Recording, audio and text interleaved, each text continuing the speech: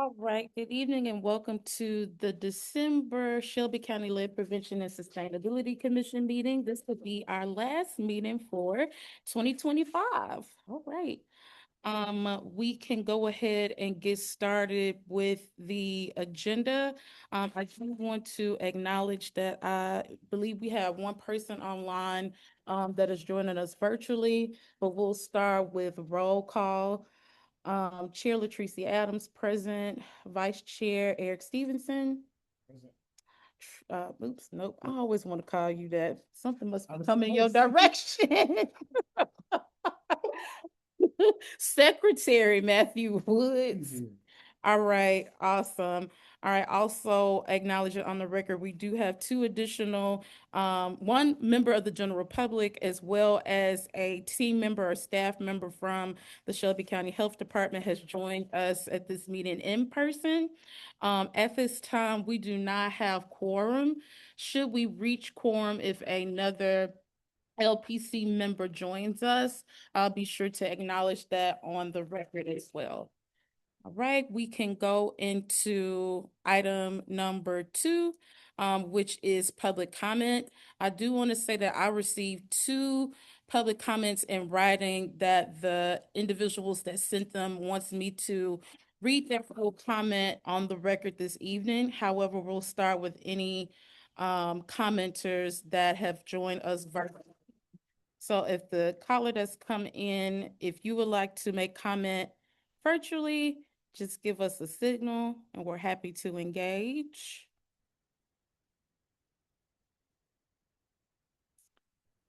All right, we'll transition to any members of the general public in person that would like to make public comment. Yes. Good. Okay. I have a couple things, a couple letters. Okay, and this is Mr. Chet. I have a couple letters that I'm gonna leave with you, and I'm gonna talk briefly about each. The first letter is a letter to EPA expressing concerns regarding unaddressed complaints, ongoing retaliation to our organization. The thing here that's relevant for the school system, I'll read this at the bottom of the section, but I'll leave the whole article. Okay. Additionally, our organization has identified serious discrepancies in how the local school system manages lead and drinking water. Specifically, schools are implementing less stringent policies than state requirements, using 20 parts per billion as a level of concern, which is higher than MLGW standard of 15 parts per billion. We believe the school should have to follow the same notice requirements as MLGW. This policy puts our children at risk for allowing them to consume contaminated water. We urge the EPA to review and address our concern, provide an update on our original complaint, and take concrete actions to enforce RRP policies and protect our community.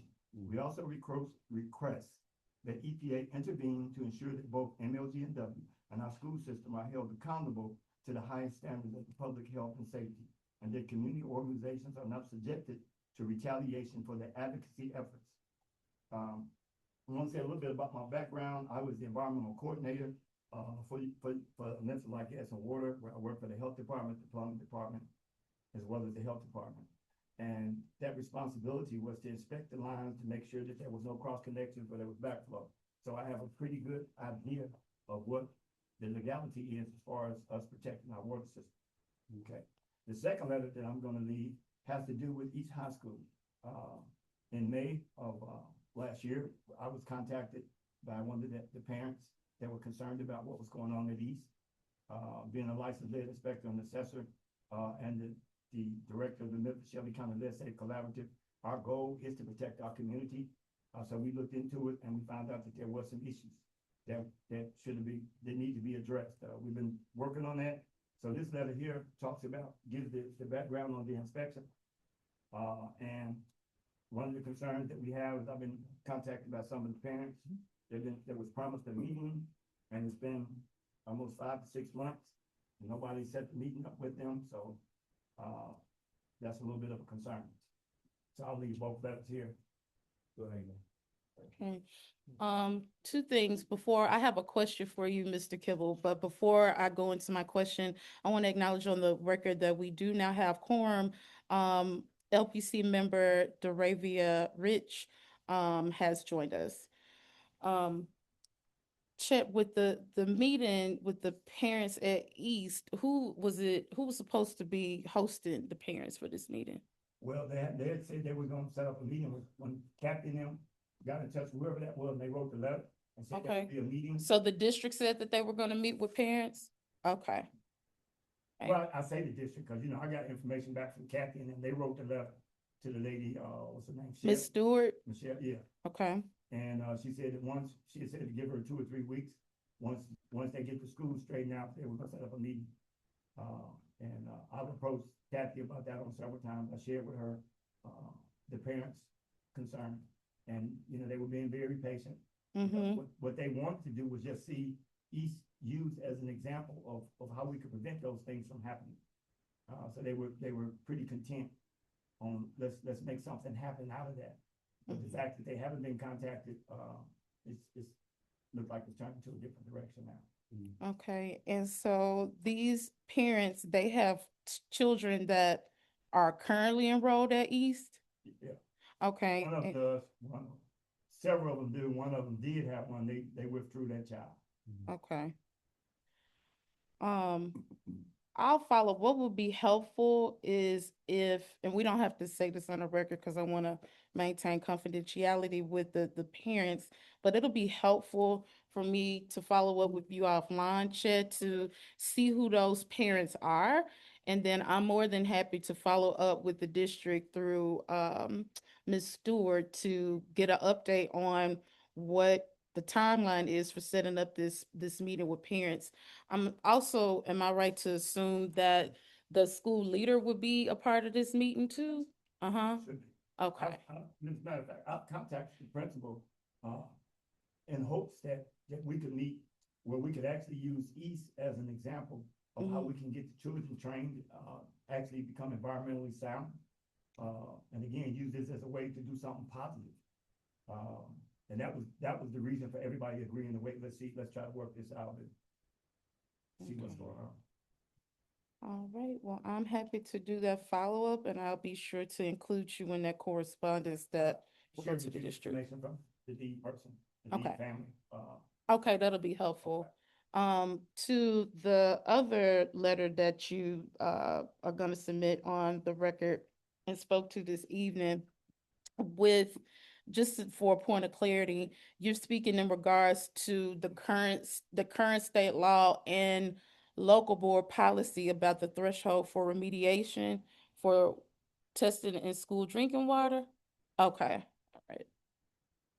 So I do want to say, and I'm trying to make sure that this is not gonna Well, come the up on main the thing agenda. I want to say is that we talked about, is that Okay, there has to be an understanding of what level people want to say is safe for the kids to drink, because in reality, certain communities, there is no safe level. And the thing that I've been trying to get across is that we have a lot of chronically poisoned people. And in certain communities, any level is too much. mm-hmm. And so we know that our goal on certain schools should be 0. Right, so the only thing that I could do within my influence is we can advocate for an amendment to the state law, Right. where at minimum, they should be in compliance with EPA's lead and copper rule improvements. Right now, they are not. Um, Representative Jesse Chisholm will introduce this amendment on the House side in the 2026 legislative session, and it'll be carried in the Senate by Senator Lamar. They are currently seeking bipartisan support on both respective bills. Now, from a local perspective, we by all means can do a request for an amendment to the current board policy on the grounds that that policy is not in compliance with EPA, in hopes that, should there not be a favorable vote with the state law, we can ensure that at least locally that the policy is in compliance. There has been a request to both the board chair and vice chair of Memphis Shelby County Schools for a meeting. The original engagement was around the issues surrounding East, but I think it's also an opportunity to advocate for these amendments to the policy for lead in school drinking water. That's what I would like to recommend, for those that's gonna be advocating to change the legislation, is that we should aim to be, on the same level as EPA recommendation for 2027. They've already put goals in there for 2027. We shouldn't have to wait to implement those goals, especially in our city, with what we know. And a city can be more protective. You can't be least protected. You can be more protected.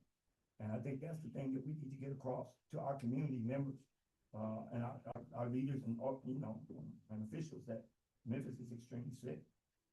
Now, one point of reference that we may be able to use, while I know that EPA has set the threshold at 10 parts per billion, while we know that no level of is safe, what we could advocate for and use as a point of reference is DC.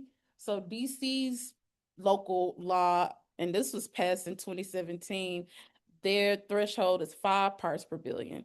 So in my personal capacity, with my nonprofit, we did a report to look at essentially how lead has showed up over time since the implementation of that bill. Overwhelmingly, the majority of schools are either like at 1 part per billion or like close to 0.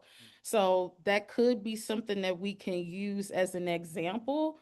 I know the state of Maryland also has a threshold for 5, which a lot of advocacy came out of Baltimore because Baltimore has significant issues with lead. So that's something, that I could try to use as an example from a local perspective. And I'll tell you, at the state level, I doubt I doubt that they will go lower than what the state, what the federal is The asking. state doesn't care about what's happening to our community. And it's obvious that the people that's making decisions don't have the environmental background. And so, like I told, like as a warrior, you got all these different lawyers, you got a tax lawyer, you got an engineering lawyer, whatever, but they didn't have an environmental lawyer or environmental scientist. And so you're making decisions, and it's not based on science. And what I wouldn't say about the 5 parts per billion, when they reduce it to 5 parts per billion, what that means, that whenever you hit 5 parts, you gotta take action. Right. And that's why those schools are in there. So here we are, with our school system at 20 parts per billion, and you don't even give me a list of what schools have water under 20 parts per billion. Okay, and the question that nobody wants to answer, and I'm gonna keep asking as long as I'm living, what level is okay for our kids to drink? And then keep in mind that many of our kids have a body burden. Their parents was exposed to lead. Transgenerational epidemiology shows that the toxins transfer through generations. So we can document with the health department record. I've got the health department in here. We can go back to 1999. It shows that over 90% of the kids we tested in those zip codes had lead in their body. Okay, now they got kids. Okay, so the bottom line, we got to be realistic about what we need to do for our city. And that's the thing that I think we need to do what's necessary for us. Like when you go to the doctor, he doesn't give everybody the same medicine. If you got pneumonia and you got a cold, it's 2 different things. But we got pneumonia. So anyway, I'm through preaching. Okay, no worries, no apologies. So I will say that in the proposed legislation for the state, there is a part where it's asking to amend and add childcare facilities, because right now the state law does not include childcare facilities. It also has the amendment for all of the data, regardless of if it crossed over the threshold, and all testing, all of it, every single source that was tested, for it to be made public and posted on the school website. Now, with childcare facilities, that might get a little bit sticky, where some of them might not have a website, but I'm sorry, they're gonna have to figure it out. The state might have to intervene with posting it and making that public. So there are some of those things that are implicated in the state law, but I also recommend that those things show up as a recommendation for the local policy. And if you follow Light, Gas, and Water, if in school should have to follow what Light, Gas, and Water does, because they're over water. Light, Gas, and Water has to send a notice to anybody if you have a lead water line within 30 days. Now, if it's over 15, they got 2 days, I think, it's a 3 days. So there's some rules in place that Light, Gas, and Water has to follow. And in my opinion, the school system should have to follow those as well. Well, Chet, to that point, so According to MLGW, with all of the existing district-owned schools, they're not connected to a lead service line. Let me, one more correction. Okay. Not disputing what they said, but here's the fact. What EPA says is that if there was ever a lead water line feeding that line and it's downstream, so this line going in there, they took that out. Did you take those lines out inside the school? Because if there was ever a lead water line there, those lines have to be considered lead. Right, Even but if that the outlets- onus wouldn't be on MLGW, Chet. I think that lies with the district. They don't have any authority. So that would have to live with the school district. Well, I don't disagree with that, but EPA has said so about the water. And that's the thing that I'm saying. By being a cross-connection representative, I know for a fact who's responsible for water. That's like gas and water. You can't delegate that away. The school system is For indoor infrastructure, like it wouldn't be on the private side. It still would have to live, with the district, not MLGW. I don't disagree. It'll be on the district, but they should be under the same policy. EPA is the person who has to enforce that. Right. Okay, not like. But I just wanted to be clear, so, you know. Yeah, it's not like gas and water. But Right, it's so I EPA. want MLGW to come for me. Well, you know, that's the level, my second level, and that goes, you're right, that goes about retaliation. And that's what EPA is doing to my organization. They're retaliating against every. EPA or I mean, like, MLGW? yes, I'm sorry. Oh, I'm like, EPA, wait a minute. Oh, okay. If you don't do, I'm just saying, if you don't do what needs to be done, if you're not gonna protect us, I did what you asked me to do, you see I'm being retaliated against, EPA should be helping me. And if they're not gonna help me, then I'm gonna point at them as well. Because we've done more about bringing lead awareness about in Memphis than any other organization. I'm not bragging, I'm just saying what I believe to be a fact. We have. And now that we can't even get the attention of anybody with like gas and water. They will not answer any questions. So anyway, rest of the day. Well, I could ask, you know, President McGowan if he would meet with you. Chad, I will say this, you know, I've said this before. Some of the questions they're not gonna answer. Right. So that question about like, they're not gonna answer it. Legally, they're not gonna answer it. You still can continue, absolutely, still keep asking them. But you know why they don't want to answer it? Because the answer, we know what the answer is. The answer is zero. yeah. I mean, what level would you want your baby to drink with lead? So you don't have to answer it. I'm just saying, we know what the answer is. The point I asked the question is for you to be more realistic about what we aim at. I know zero is hard to get, but we need to have a better trigger. Moving it to 5, where we actually looking to try to solve the problem's gonna be better. Right now, even at 15, you don't have to do anything. 15 parts per billion in a lot of these schools, you haven't done anything. You know, I don't want my child going to any school where you know it's releasing lead. Last story, I'm saying, my granddaughter, she went to Central, and they used to tease her about her not being able to drink water at Central. I made it very clear to her that if I found out you did that, then I'm cutting you off. I mean, you know, I'm cutting the money off. You ain't getting no money. So my point is, and she's in college now, okay, and she still can remember things. But the point, Central, I know for a fact, Central had high levels of lead. And I felt bad that everybody didn't know what we knew. Okay. But anyway, I rest my case. I appreciate you. I appreciate you more than you know. I know I'm just so glad you came home. Oh, thank you. I'll be trying. Thank you. I was nice. All right. Everybody. Thank you, Mr. All right. We actually. Okay. There are, let me get my subject verb agreement together. There are 2 comments that were received via email through the county email that I want to honor and read on the record. Let's see if I can find it because I forwarded it to myself. All right, so this comment is from Sarah Houston, the Executive Director for Protect Our Aquifer. All right, she says, good afternoon, Ms. Adams. Thank you for the invitation to the Shelby County Lead Prevention and Sustainability Commission. I will be unable to attend due to a scheduling conflict with our Water Warriors training program. I'm reaching out to flag several ongoing accessibility and transparency issues with the Groundwater Board that I believe deserve attention. While we appreciate that public comment is now included on the agenda and that agendas are posted with the public notice on Shelby County Health Department's website under News Flash, several barriers still limit meaningful public participation. The first bullet point says no virtual option for attendance. Then no option to submit official written comments. And they have in parentheses, protect our aquifer emails to board members, but it is unclear if that correspondence is accepted into the official record.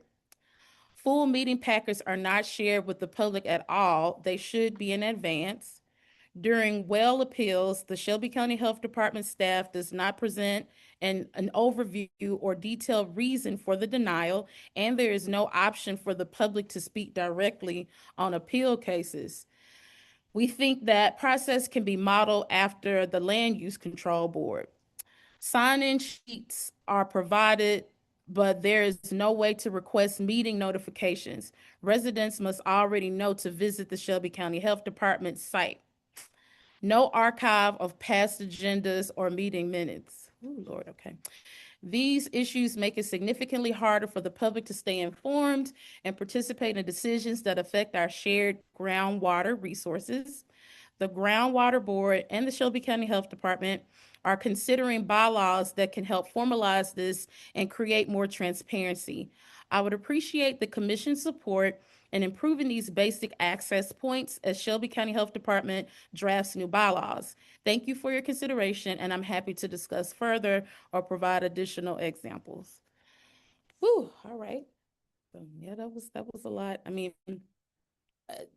what we can do as the LPC, because I don't have any power with the groundwater board, but what I can do is I can submit this verbatim to groundwater board chair, and whichever staff member from the health department works along with the groundwater board, I can use examples of what we do.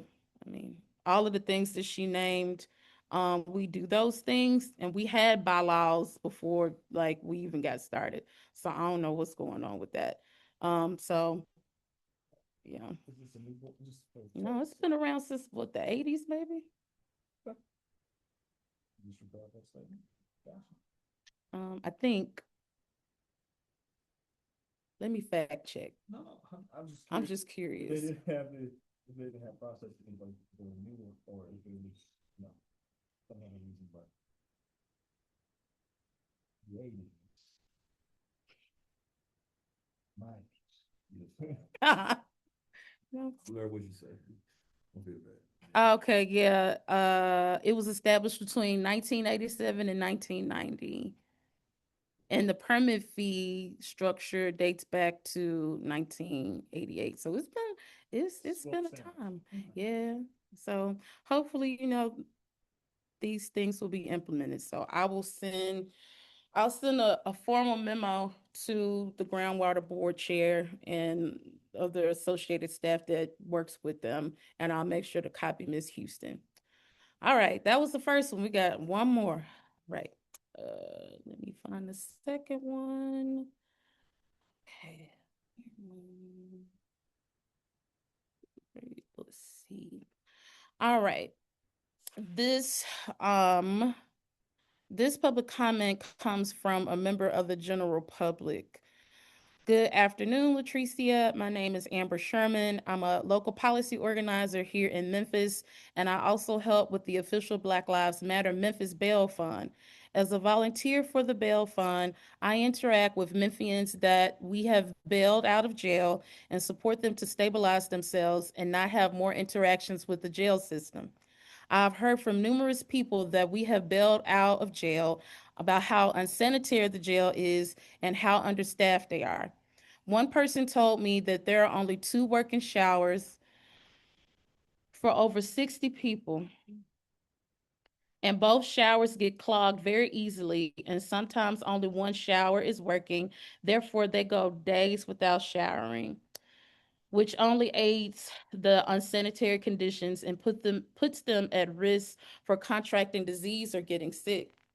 Several folks also talked about how understaffed 201 Poplar is. For example, they mentioned folks inside of the jail calling for medical assistance and not receiving a response for 30 minutes to an hour after someone has already had a seizure or, in some circumstances, passed out. They told me that a deputy jailer told them they only have one staff person covering pods to eat which is about which is about 400 to 500 people. This is not only dangerous, but unacceptable. My hope in emailing you is that something will be done to address these dangerous conditions. Thank you for your time. Love, light, and liberation, Amber Sherman. Ooh, Jesus. Well, what I will say is we actually sent, I think in 2021, we sent a complaint to the sheriff's office about the conditions of the jail. Um, Let me see if I can find it so I can tell you what it said. Um, okay, so it looks like actually it was in 2022. Yeah, it was in October 2022. I sent this correspondence to Ms. Deborah Fessenden. I'm so sorry to Ms. Deborah if I mispronounced your name. Um, the complaint at that time says, I'm sure you are aware that the jail is, let me see, is that them? Oh no, that's her talking back to me. Hold on. I said, we received a complaint from a community member regarding some really concerning alleged environmental hazards at the Shelby County Jail. Please excuse some of the strong language presented in the account. As a mayoral appointed and board of commissioners approved commission, we want to continue to serve as good community stewards and liaisons. We would also love to learn more about this particular cited issue. It looks like, let me see, somebody must have posted something with some curse words on it. I'm not gonna read that. We would also love to learn more about the issue cited, the overall local, state, and federal environmental management requirements specific to water, both drinking water and waste management for the Shelby County Jail. Um, and then this is what she said. These allegations made, and she named the person, have been circulating for about a week, and there's absolutely no truth to them. Specifically, no pipes have burst on the lower level of the jail. There was no human waste on the floor. I want to pause. This is 2025, 3 years later, and that appears to actually be true. I'm just saying. There is no rat infestation on the lower level of the jail. The sheriff's office contracts with a pest rodent control vendor who comes multiple times per week and more frequently as warranted. Since food is prepared and eaten on site, it is critical that pests or rodents be eradicated as quickly as possible. There's now, I mean, in 2025, they're still saying that it's a rat infestation 3 years later. Also, mold is addressed as soon as it's identified. Sometimes water stains are confused with mold, but each concern raised is quickly addressed. In this individual's case, what they thought was mold was a water stain on the ceiling. That area was tested and was confirmed not to be mold by the environmental manager. So, just want to open it up for discussion. That kind of ran me low a little bit. Um, I could follow up with that same thread just so we can see a pattern and just send what the person sent to see what their response is. Um, yeah, I don't know.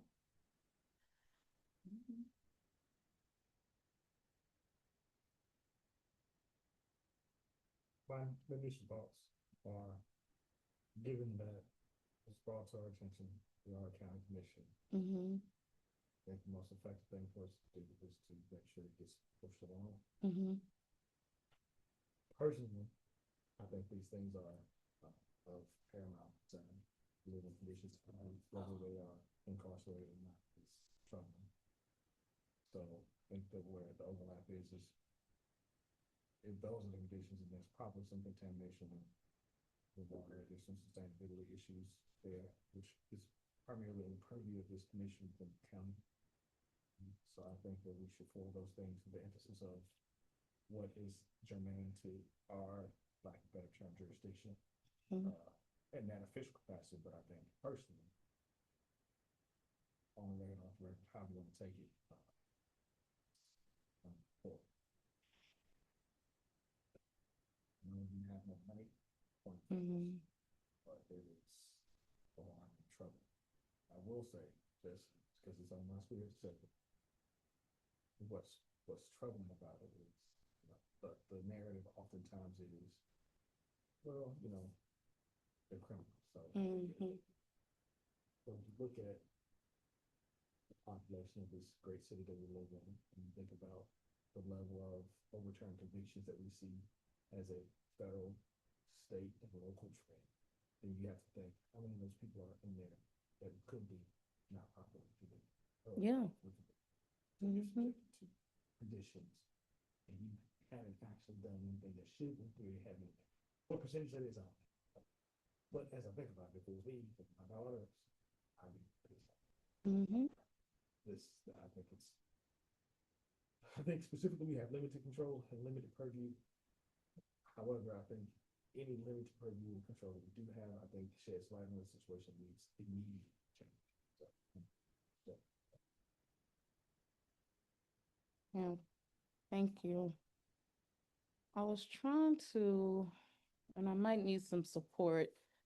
So the name of this commission is the Lead Prevention and Sustainability Commission. So I'm trying to explore what connections we can make to sustainability. Clearly, they ain't sustained. Hmm. Mm. I actually can people from the general, well, yeah, because I'm like, how would we be considered? I would actually like to see. I want to see what is happening with my own eyes. I want to see it. Mm-hmm. Because I know when this was sent over to the sheriff's office the first time, I believe this must have been at the beginning of Commissioner Thornton's tenure. She actually did do a visit, but I want like community advocates to be able to do a visit. And I wonder because we are account technically we are commissioners, but it's appointed. I wonder, do we have, I guess, like the accessibility to visit? Because I want to see it. I want to see what's going on. Just to know that like this is serious and it's a pattern. Um, mm, Yeah, I've heard that for quite some time that the conditions are below poor, even for workers. Jesus. Yeah, maybe what we can do, maybe since Commissioner Thornton or Commissioner Lowry, perhaps we can do a visit with them joint. So, they can use their political power to, navigate what that looks like. Um, because I don't want this community member to just feel like I just passed the book, like off to somebody else, because to be quite frank, based on what I've observed in the media, it hasn't been a really clear cut, clean connection to this being an environmental issue, this being environmental racism. Um, Yeah, just even listening to that letter kind of just position my own personal. I know it This did is something to an my environmental spirit. concern. Right. Yeah, Yeah. because like if you get like roaches or mice, like if you have any type of respiratory issue, that's going to exacerbate that. Um, there was reports of mold here and reports of mold that I've seen in the media. But even like when she said it was discoloration, like with water, you still have to be attentive to that because it must have been dank in there for there to be some sort of moisture on top of like all the other things that's like in the air, right? So it also makes me think about like indoor air quality. Absolutely. So sustainability in its purest terms, and good old AI, and to help help you Mm-hmm. front and well-being, the social aspects of well-being, of course, health conditions, which this falls under, uh, address poverty and social needs, which fall into the category as well. So I think there is Mm-hmm. there's definitely based on the commission title, and I'd say you and I just go through and look at our bylaws. Mm-hmm. Okay, what's there, and review, and then see how we can, or how we can leverage or pose to move in that way. But I think there is a pathway. I think there's a time now. I think that just like no one raindrop is responsible for the flood. Mm-hmm. Who knows what piece, whether it's big or small, that we play is responsible for enacting some serious change. So Yeah. if it's in our purview at any moment, it's been brought to our attention, then we have to do, in my opinion, what we can to, within our power, to push it forward. Whether or not it is the thing that gets over the goal, Mm-hmm. so that there's something that we need to approach it the best we can. Yeah. Within good conscience. I think that now we're aware, and it's been brought to our attention. I don't think it's kind of blind. Right. And I mean, these comments and complaints, they stay open until they are resolved. So, so it'll be on the agenda every single time until it's resolved. But okay, noted. I do want to be respectful of time, since we do have a guest here from the health department. So that concludes public comment. That was robust. So we can go to the third item of business, which is approval of the minutes from October the 15th, 2025. Do we have a motion to approve the minutes? Second? Oops. Okay, all right, that passes with the approval of the October 15th, 2025 minutes. Now we will go into old business. All right, I want to give some context around this item with updates on the Shelby County Shelby County's, I don't know how to talk today, apparently, blood lead levels. So back in December 2023, a former director of the health department did a formal presentation to this body giving updates around blood lead levels in Shelby County. This commission actually existed prior to COVID, but we did recognize that there was a significant dip in like the first 2, maybe even 3 years coming out of COVID, which caused concern because one, we know that we are getting more data and information about like how children are exposed to lead. So we know that lead paint had been a big one, for decades, but now with lead service lines now being identified, it has caused, a lot of concern. So essentially, we just want to get like an update about where we are as a county with blood lead levels, and then understanding what we could do within our capacity to help increase the amount of children that are being tested. I know historically we had done collaborations with the district, other community partners. I know we connected when Dr. Barnes first got on the commission with quarterly, but yeah, just want to learn where we are and how we can best support as a commission. So I'm not sure if you're at liberty to speak to that, but Yes, ma'am. okay. Okay.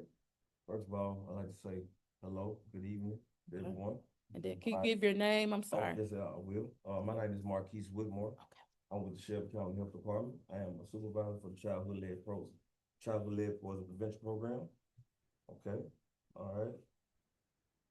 Y'all with me? Yes, sir. Okay, all right. Okay. Childhood Lead Poison Prevention Program is currently following 183 families with an elevated blood lead level. For questions, please refer to Tennessee.gov dashboard for Shelby County. Thank you. That's all I have. All right. So it looks like we likely gonna have to do a FOIA request, but thank you for providing that that note. I appreciate that. Appreciate y'all. All right. All right. So what are some other existing questions that we have based on what was shared from the health department?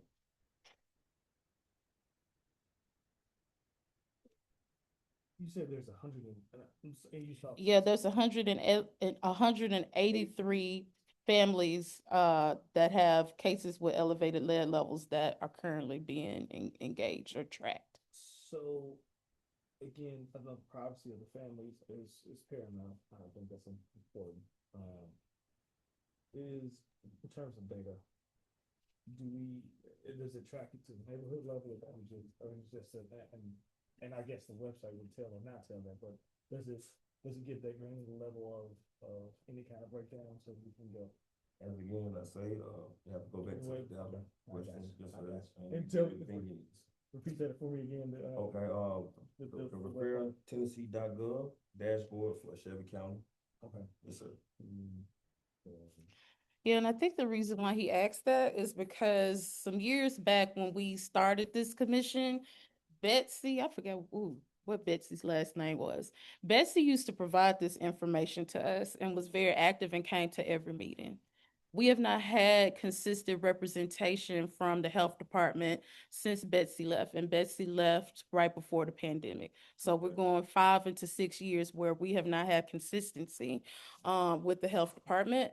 I'm just gonna be honest, and I know it's not you, but it is disappointing that we are, members of the general public that just want to know information that's pretty surface level. The second concern that I have is for the health department to refer us to a state website, whereas the state actually remanded our inquiries back to the county. So I do find that to be relatively problematic. Furthermore, given the aggregate number around families being engaged, does not speak to us asking what is the number of children with elevated lead levels in Shelby County. We are not staff of Shelby County. So if it does require us to do a FOIA request, which in my opinion is really petty for lack of better words, I'm more than happy to do that because the general public should be able to engage with our tax-paid health department to understand how many of our children have elevated blood levels. So I'm more than happy to continue to engage. I understand that it is a pretty terse relationship for some reason with this body and the Shelby County Health Department. So I will move forward with utilizing the support of members of County Commission to ensure that the Health Department is maintaining integrity with transparency to the general public. So, you can relay that message. I'll be sure to relay that message to the director of the health department, which is whom I communicated with the first time. However, he neglects to respond back and sends staff, no offense, and only answers when a commissioner engages him and not the people who pays his salary. So thank you for sharing that information. Any further discussion? No, I just, we'll follow, we'll see you as we need. Okay. All right. I also want to acknowledge something else that was problematic as well, that shows the disconnection between the health department and existing community partners. It was also very disheartening that during Lead Poison Prevention Week, that the health department did not engage with the core, like literally everybody in the city that works with lead. The health department did something separately. That looked really bad. That looked bad to community. And furthermore, it looked bad and was embarrassing from a state perspective as well. So I hope, especially as we are going into election season and the county mayor has a large influence in who will actually be the new director. As this director is interim, I hope that we have somebody that is better than their predecessor. So I did want to acknowledge that on the record as well. But that was very disappointing and very visible and noticeable to community that the health department was not collaborating, even with LeBonner. That's pretty sad. Where LeBonner clearly has wraparound services that are provided to families in Shelby County. So I'll end on that. Yeah, I like to leave now. Mm-hmm. I'm thankful for the conference. All right. Thank you, sir. Everything. Okay. I'm gonna give you a pen back. It was a pleasure meeting you, Mr. Christian. All Yes, right. ma'am. Likewise. Thank you. Yes, sir. Thank you, Mr. Eric. It ain't on you. Yes, sir. I'm sorry, I'm sorry. Cause I didn't get your name. The Raven. Nice meeting you. All y'all have a right. great day. All right, you do the same.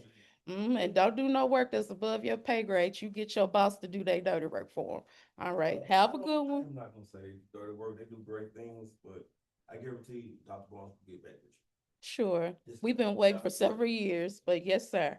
Have a good evening. Mm-hmm.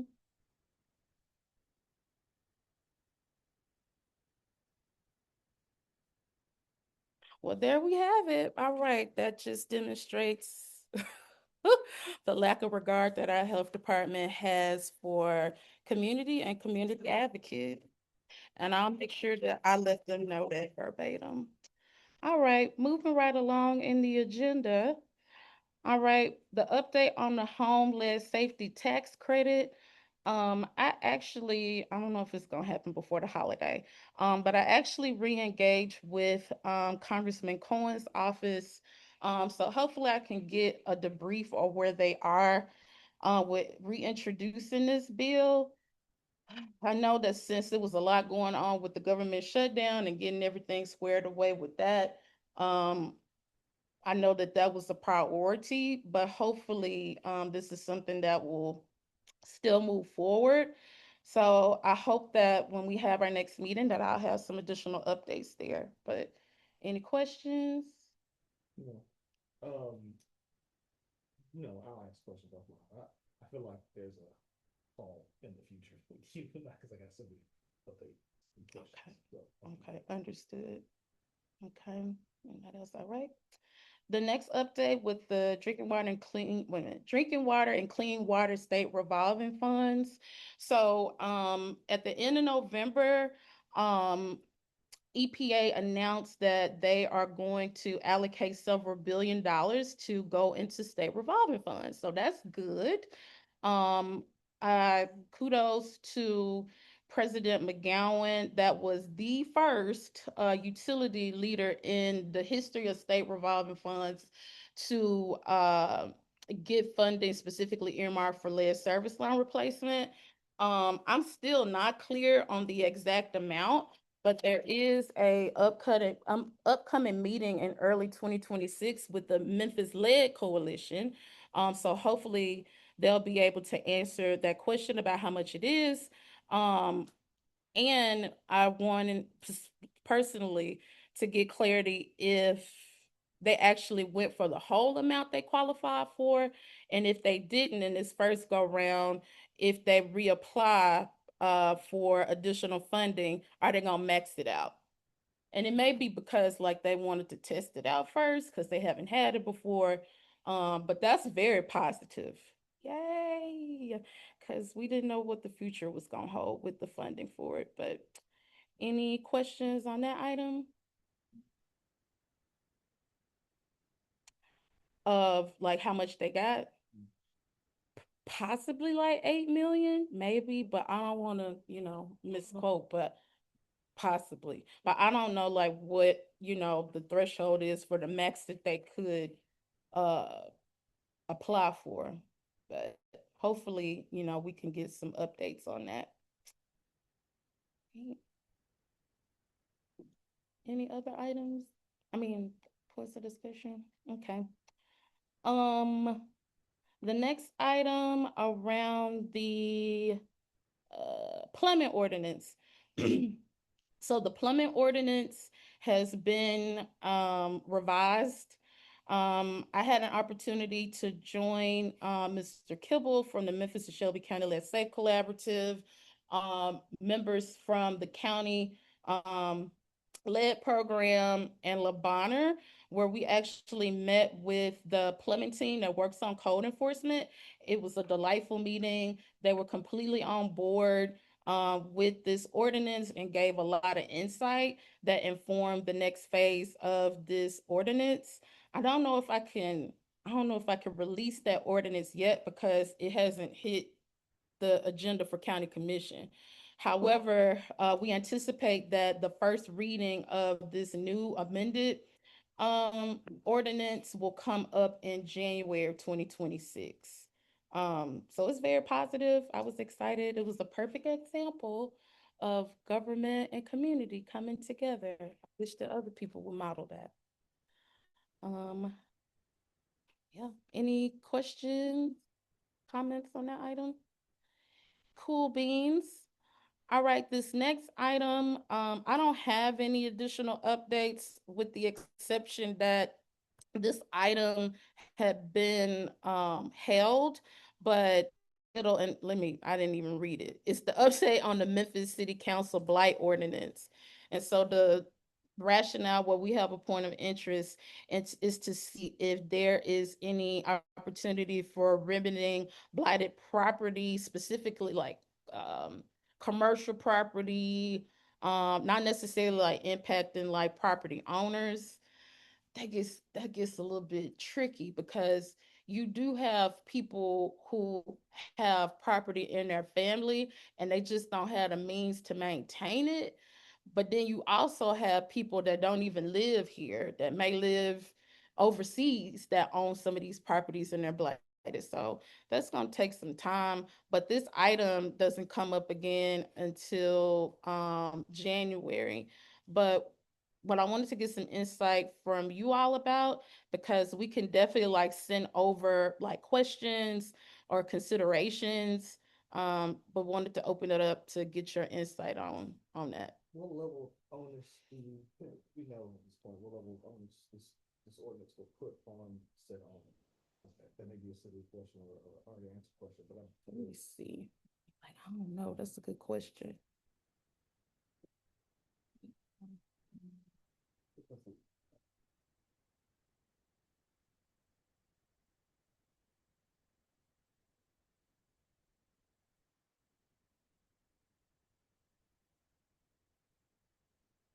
Just putting on, and the reason I asked that question, putting on my real estate hat, Mm-hmm. broker hat, I'm thinking about, okay, if there's an ordinance out there that puts a mandate out there that something must be remediated to a certain level, which is what's needed for the environment. However, what is that cost? What cost burden does that add to, and does it boil down the process of remedying the lead, and or does it slow down the sales process and cost more?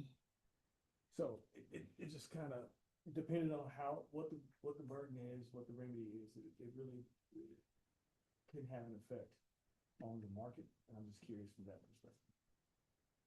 Yeah, so I just pulled up an article from MOK 50. And so this looks to be the most recent thing that came out on it, and this was in September of 2025. And so it says that the ordinance in its most recent version, assuming that this is the same version that exists right now, it says it gives newly appointed city inspectors broad to declare blighted, and says that the city will generally side with its own inspectors when owners dispute their conclusions. Inspectors will also be allowed to make random property inspections, including inside problem buildings without advance notice. It does sound more commercial, which, I mean, that's a start. And this ordinance, has it moved through the body yet? Yeah, but they held it. It's some things that's in there that like other people were in the community were in opposition to. I'll be honest and say I'm not really sure what those reservations were. Is that something, can you forward that to me? Mm-hmm. Yeah. And we could reflect it in the minutes that it was referenced as well. Yeah, because that's something that I'm. Yeah, does it start at page 37 or? Child, I had to pull up something that was abbreviated. It was a lot. Mm-hmm. Yeah. Let me put it in my notes to add the MOK 50. Add MOK 50 link to and share. Okay, I got my notes to so yeah, What I can potentially do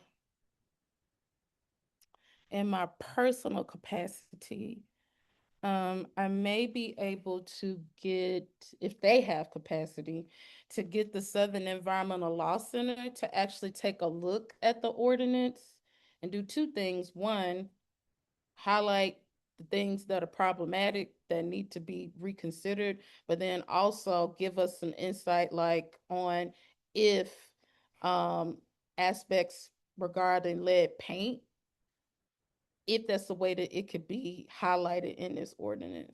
Yeah, we gonna need some help out, yeah. Cause it's a lot in the text of the ordinance. What y'all think about that as the next step? Yeah, it's logical. Okay.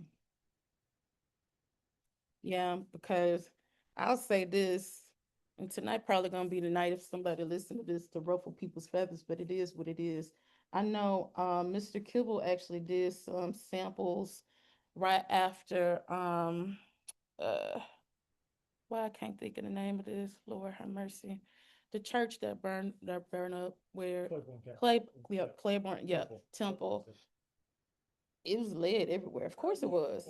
Of course it was. And so it's not contained. And so we reached out to the person that's responsible for that building, which I know that this is a very overwhelming time, but it's a lot of unhoused people that frequent like that area. Like, I mean, it's a actual like church that's nearby that's still open that people go to. Is houses over there. It's still residential.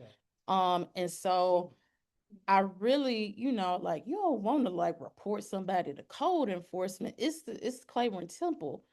But at the same time, like I've told you like 3 times, like to no resolve. So yeah. And then like with buildings like that, with code enforcement, like we can send it to them and they'd be like, okay, but I don't think anything happens. So I don't know I don't know what's up with that. So he's saying, something should be put into place if you acknowledge that there has been, like for example, with Claiborne Temple, that people are being at risk of more lead exposure. You mentioned it, they don't do anything. Just something to enforce. I mean, I think so. Yeah. I hate to use that as an example, but it's true. I know, for example, in like certain aspects of like requirements, like for the state. So I'm trying to think of like a very specific example. So, let's say you have a permit like for a junkyard where you got like a bunch of like tires and auto parts, so on and so on. In order for you to do that, you still have to have certain permits, right? And so if you go over like what the capacity is for that lot, it causes all sorts of issues. It causes stuff with rodents and all sorts of stuff. And so what can happen is you can do a formal complaint like to the state, and then the state will intervene and like come and do an inspection. It's literally a running record like of all of the inspections that happen with properties. If there are violations, it's open to the general public. You can go and look at that today. If something like that exists for the state, why can't we invest in something like that happen locally? Yeah. Now that will require funding because code enforcement is completely like overworked and like understaffed. But I'm like, people keep talking about like the blight stuff, like from an aesthetic perspective and for like future development. But I'm thinking about it like this is a public health concern, you know, not just about you making stuff cute so you could potentially gentrify. I'm talking about like how it impacts people that are already there or frequent, where these potentially contaminated buildings are. It is a community health issue. Trees, dead trees open so long, dying.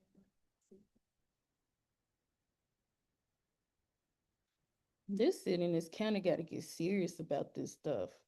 like the type of investments that go into frivolous stuff compared to like us really trying to help and heal this city is just depressing. Um, well, my next step, I'll try to get us some help because we ain't got capacity for that to see if they can at least like step one. What is this ordinance talking about? Break it down to me. Break it down for me like a third grader.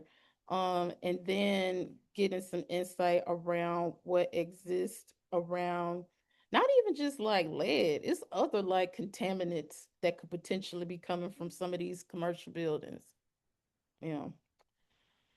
Okay. All right, keeping it moving. Okay. The next item is a discussion around the recommendation for Memphis Shelby County Schools lead mitigation policy regarding construction. So this is relating to the concern that came from East High School. So we think that there should be a policy that outright like tells the district what they need to do to ensure that they have lead safe practices when they're doing construction at schools, which we learned that when MSCS were doing some window changes, window removals, it was questionable about if EPA's RRP protocols and procedures were implemented. So I did reach out to board members Love, McKinney, Porter, and McKissick. Um, Board member McKinney and board member Porter both responded interested in meeting and looking to meet in January after the holiday. So I'll keep everybody updated on what that meeting date will be, and then you let me know if you have capacity or if you're interested in, oops, dang pen, if you're interested in joining that meeting. Yeah. Any questions? I guess that was more of an update than a discussion. I don't have nothing else to say about that item, but okay. Um, the next item, so my apologies in advance. Life started life and with this retreat. Clearly we need one real bad because this sustainability piece, we could do a lot with that. Now, I will say that this body doesn't have the same type of governance structure beyond just advisement. But hey, I want to know what all we can do, not what we can't do. Yeah. So, I do want to, for real this time, look at the calendar to see when we can do a leadership retreat. Um, Let me pull up my calendar. I feel like January is already a little bit in shambles. Well, wait a minute. No, wait. That second, first, let me ask this question because I'm just being presumptuous. Would a weekend, like a Saturday, work? Like, what day of the week would work best for folks? How many hours you talking? I'm talking about 4 hours. So Yep, trade it. because I can't do nothing beyond that. Okay. So Mhm. 4 hours on a Saturday. I'm not. I don't object, but I know other people may have commitments. But I can carve out some time. And you're looking at a Saturday in January. Yeah, the only Saturday I think I could do something is the 10th or the 31st.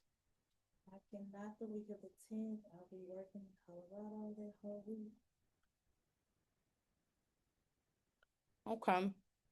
So for my birthday, I know. It's your birthday? I know the Ah, birthday's the 12th. Sorry. okay.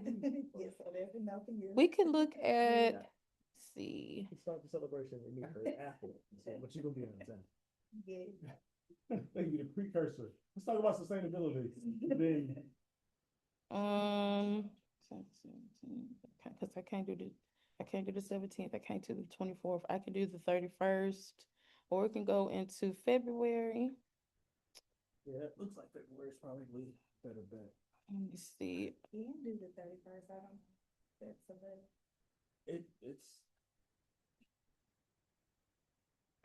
You didn't lean back. No, Oh, you know, my life is dramatically changed, so it's fine.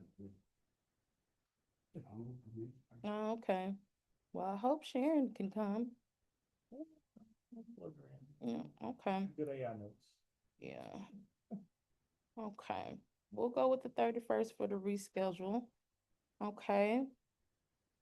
And let's go to the next agenda item, which is still in the same vein, which is with meeting dates. I do know, based on our bylaws, we have to have a January meeting. We still want to do bi-monthly? Okay. Okay, so January, skip March, May. We skipped July. Cause go live life. October. Okay, yep, so um, it will be January, March, May, August, October, December. Is there like a week within the month and a day within the week that you prefer? So like this year, we did Wednesdays. Is there a consideration for availability of space that we need to be thinking about? Like, are we gonna continue to hold it in this space, or You want to go somewhere else? I'm just making. No, I mean we can. No. I think Oh. the space is fine. I'm just Mm. making sure that, like, you know, if we switch days and on that day they have something that they already hold. Oh, I try to book out all of the dates like as soon as we get them. Mm-hmm. Yeah. Y'all want to keep it the same? I don't like doing stuff on Thursday, to be honest. I don't know why. Friday. Yeah, I'm like, yeah, I want to be done for the day. I mean, for the week. Yeah. Honest with you, in this next phase, like, I'm trying to front load all the stuff. But Wednesday, Thursday, Friday, Saturday, I'm trying to. Mm-hmm. Yeah, like at my job, I only meet with people on Monday and Tuesday. If if it ain't no slots, I'll see you next week. I don't know what to tell you. But y'all want to just keep it the same? Mm-hmm. Good forward, I haven't registered for class. Oh, class. I don't know if some people follow me, if they're not, I just have to choose, but I'm up. And if it's by, if it's every other month, I might end up missing one meeting if it's a class on. It might not be a class on. Okay. Are you in a Urban plan. nice Okay. doctoral program? Not yet, no, I don't know if I want to do it. We'll see. Really? If God says so. Child, not if you gotta pay for it. I know, right? But I'll let you. Okay. So for right now, we keep it at Wednesday. I think we do, how do we do it? Was it every third Wednesday? What's today? Oh, today different. Cause we got the holiday that's coming up.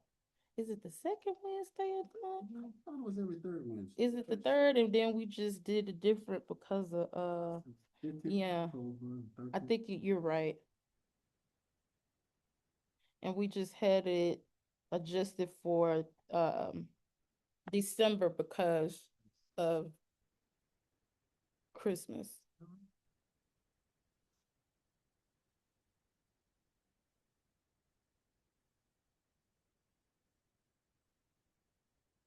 I guess we could have did it next Thursday, but I'm over it. Next week that week before Christmas, I'm like, not this week either. Yeah. Okay, cool. Well, that'll be easy. We just copy and paste the request for the space. Cool. Okay, moving to new business, the biannual report. Please forgive me as the report is not done.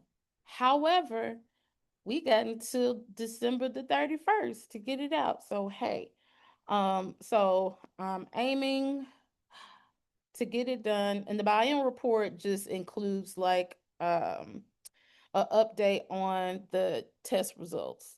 Nobody provides the information except for Memphis Shelby County Schools. The municipalities don't provide anything.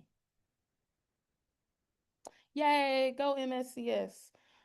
Which means that I need to request that information from the district as well. Yeah, so nothing else there. We already talked about the issues with the mold and rodents at the Shelby County Jail, so we can bypass that item and then go to lead service line replacements. So, lots of updates there. So, MOGW is about to move into their next phase of replacements, full service line replacements. There are some questions that still exist. There's some financial questions. So MOGW did a presentation to city council, where essentially they had to get approved in the fiscal consent agenda, some remaining ARPA funds to go to the entity that will be doing the construction work for lead service line replacement. But I know community members have voiced that they wanted more itemized so you can know how much it costs per line. So not just with construction, but also MOGW has secured like a project management firm as well. That should also be folded into like what it costs per line. Um, so a formal request was made on the floor at the last city council meeting to get that follow up in writing. Also, there were some concerns about community outreach and engagement. So what was communicated to me, because I was not there, MOGW has a community advisory where different members of the community that they select are part of this advisory. And so this was a topic at their last advisory meeting. And essentially, when they did the initial pilot, we don't really know a whole lot about what happened with that pilot, like from a broad perspective. So some of the questions were, how many, like, what was the return, like the people that you engaged, like how many of them were actually like replaced? What was the cost per line? Did you find that the cost per line with that initial pilot, is it any variance between like what it will be moving forward and why? Y'all, I ain't gonna lie, it's like probably 20 plus questions that have come from various community members and community organizations. But on the outreach part, and I don't know this project management, firm like that. I do know that they have some big contracts. I know one that's probably a little bit more similar to our demographic is New Orleans. But I'm curious to see what their outreach plan is going to look like and if it's going to be informed by community advocates. So I had asked in writing if there would be another community roundtable like they did before they rolled out the pilot. And initially in writing, they said no. But then when they were asked on the floor, they said yes. I also just want to reiterate that questions should not be taken like as an attack. It's literally like people have worked in this space for decades and know like what works and what doesn't. My biggest thing is that gives me pause is for communities that have a lot of distrust and may miss out like on an opportunity for potentially getting access to this program because they don't trust MOGW. But MOGW will be attending the Memphis Lead Coalition, which is spearheaded by LeBonner. So again, hopefully, some of these 20 something questions, they might not be able to answer all of them. Potentially they may be able to receive them ahead of time. So maybe they can do like some sort of FAQ. But that outreach piece, I want a bit more detail. Yeah, yeah. Because I know in DC, there were some people that, were not about that life. Like, I think about like people like East of the River in Ward 8, like singers. They were like, you're not gonna mess my yard up.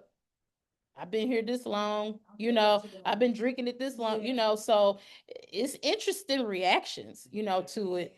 And I think about people like in historic neighborhoods, you know, that are like, mm-hmm. So it's a lot of nuances to consider. So I truly hope that this is an opportunity, you know, for there to be mutual and respectful feedback about how to move forward with this. But I mean, again, you know, in the Southeast and in the state of Tennessee, Memphis rocking and rolling in comparison to the whole state. So, you know, I want us to be great, you know, but we just got to be open, you know, to get feedback. Um, Also something that I'm curious about as well, like from a funding perspective, a workforce development perspective. I'm curious, like with the person that was selected or entity that was selected for construction, do they have like a plan to essentially like prioritize local people to take on these jobs? Or, you know, is it just going to be a free for all? Like, is there investment for local people to do the work? Trying to do it. Yeah, yeah. Maybe. About be open or is only gonna be, I guess, for larger firms. Well, the construction firm is already approved. What's up? Oh, yeah, I don't even know how that's gonna work. So that's another question. Yeah. I don't know. That's a good I think question. I think there's several ways you can look at that. Like, again, infrastructure had and RFPs and RFQs. It really depends on if it's interesting. It really will depend on if they're moving away from their small business and minority engagement protocol.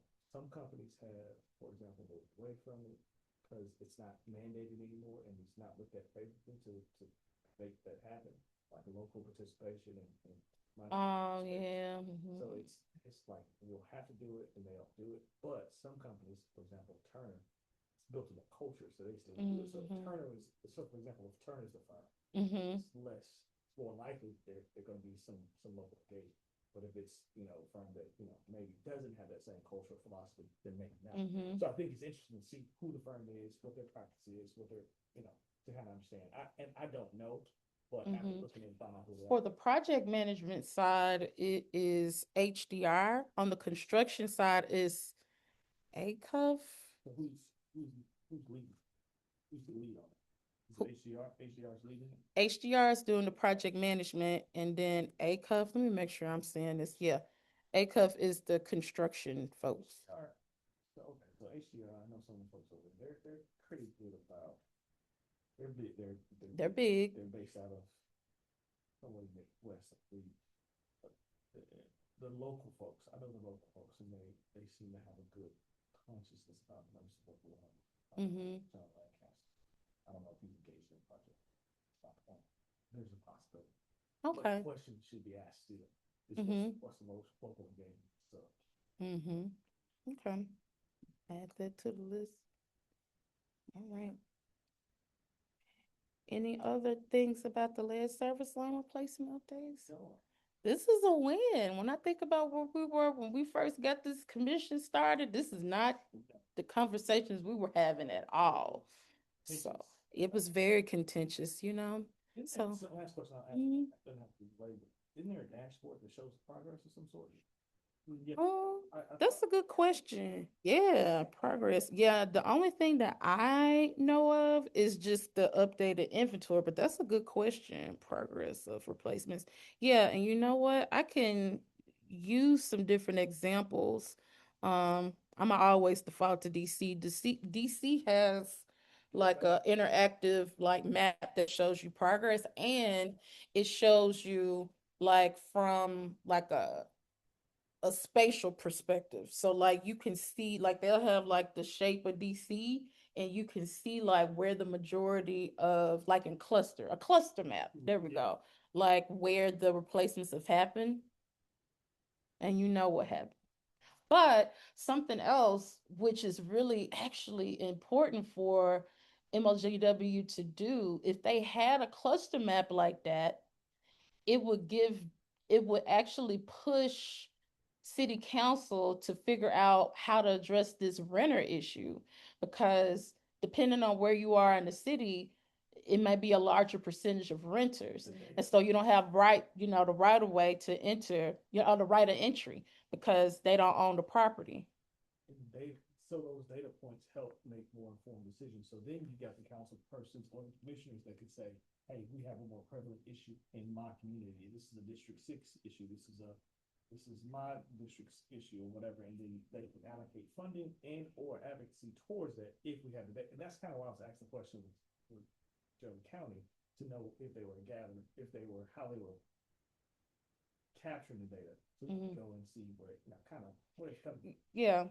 Yeah. Or where things are headed, because you can gauge progress for that too. And allocation of resources. But I'll shut up. Yeah, that's good though. Okay, I'll add that too. Okay. Any other item? Points of discussion for that item? No, that's again, like you said, it's really good. I know, ending on a positive note.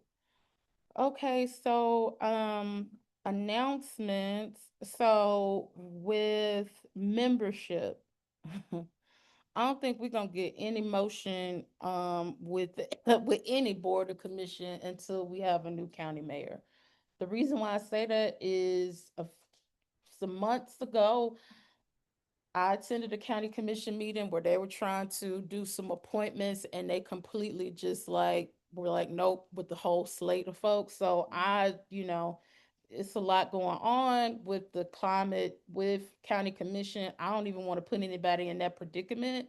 That was real embarrassing. Like for the person that was being recommended, they didn't do anything because kind of got caught up in the political chaos with that. So that being said, I was supposed to reclaim my time in 2026, but until we get some new appointments, we're not gonna be able to meet quorum if I leave. So to be determined, I don't know. So I'm saying, can we go on? Just hold on. Help, Lord. Just hold on. Elbow grab and put in. Yeah. I do something else that I do want, and I want to see, I need to follow back up with Carl Ray. Because I don't want to use my personal money for this, because we don't have any money. We don't have a budget. I want them to do like an informational video about what the LPC is. Yeah. Facebook? Huh? Over in Massey? See it on Facebook? I don't know. On comms? No, wait, say it You again. said Carl Ray. Carl Ray, yeah. He's the executive assistant. Yeah. Yeah. But I want to use their resources for production.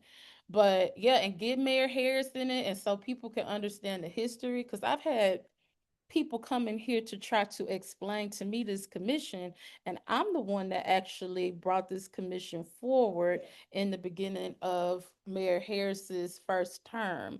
This commission was stood up based on his work previously when he was a state senator, because he got the bill passed for mandatory testing in school drinking water.